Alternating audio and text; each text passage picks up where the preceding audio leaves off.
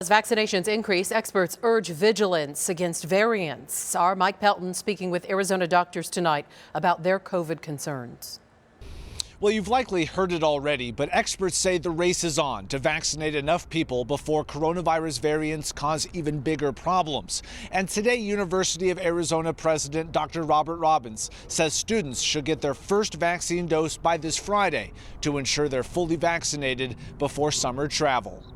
That's why these variants, the virus is mutating, is changing to try to survive. And if we don't vaccinate ourselves, we're going to be providing that safe haven for this virus to continue to spread it and to continue to infect people. Vaccines provide hope for the future, but experts warn the pandemic is not over. No mind group gatherings, bars, and parties. It's the assumption that just because someone's not sick, that they aren't carrying the virus and spreading it. And that is still going on. Noting improvements in coronavirus cases and hospitalizations have recently stalled or reversed, University of Arizona Associate Professor Dr. Joe Gerald, who compiles modeling reports, writing over the weekend, quote, "A few storm clouds remain on the horizon, such as upticks in transmission in other parts of the country due to relaxed public health measures and increasing prevalence of highly transmissible variants.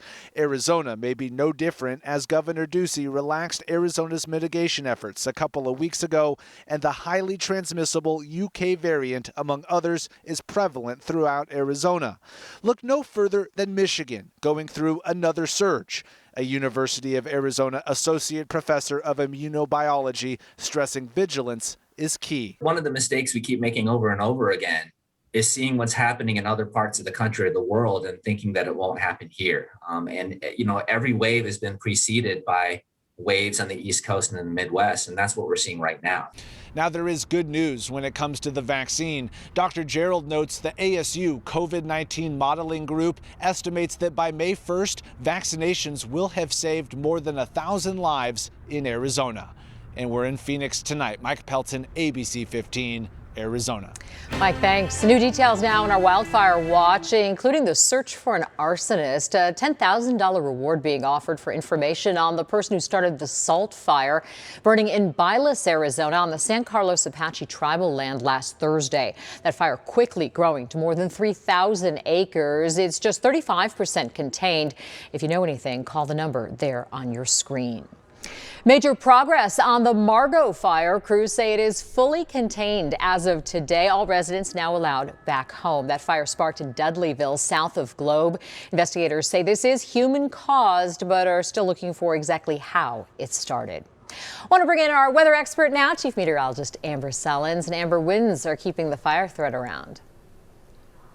Yeah, and especially in northern Arizona this week, Faye. So we saw last week a lot of those fire weather warnings were being issued in southeastern Arizona. But as we go into tomorrow and Wednesday, the threat shifts to northern Arizona as low pressure approaches from the northwest. So in the pink, red flag warnings for Mojave County. These are also known as fire weather warnings. So you'll see those two terms used interchangeably. And in the cream color here, fire weather watches. A watch means conditions are favorable a few days in advance. A warning means that conditions are bad now, and we are looking at that going into tomorrow. So it's either happening now or is imminent, and that's what we're looking at tomorrow for northwestern Arizona, because the wind speeds up there across Mojave County are just going to pick up so much as conditions stay dry. So really the very high risk we're looking at is for the winds. Will stay in the high risk range for low humidity and above normal temperatures through the end of the week. But tomorrow wind gusts could hit 45 miles per hour up north and about 25, maybe 30 miles per hour here in the valley. Those winds bringing in some cooler air though, and temperatures will drop a little bit this week. We'll take a look at your 7-day coming up. All new tonight, a proposal to buy body cameras for every Arizona state trooper comes with a big catch. DPS would be forbidden by law to release most of the video to the public. ABC 15 investigator Melissa Blasius explains how the bill, as written, could shield bad cops.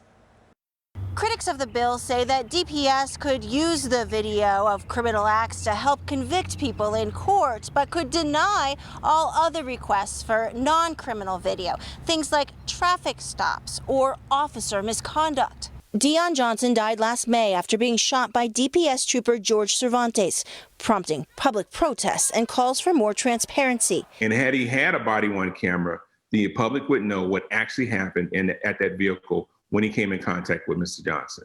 Outfitting DPS troopers with body cameras costs $1.5 million a year for 5 years. Governor Doug Ducey has pushed for it even before Johnson's death to increase transparency and accountability.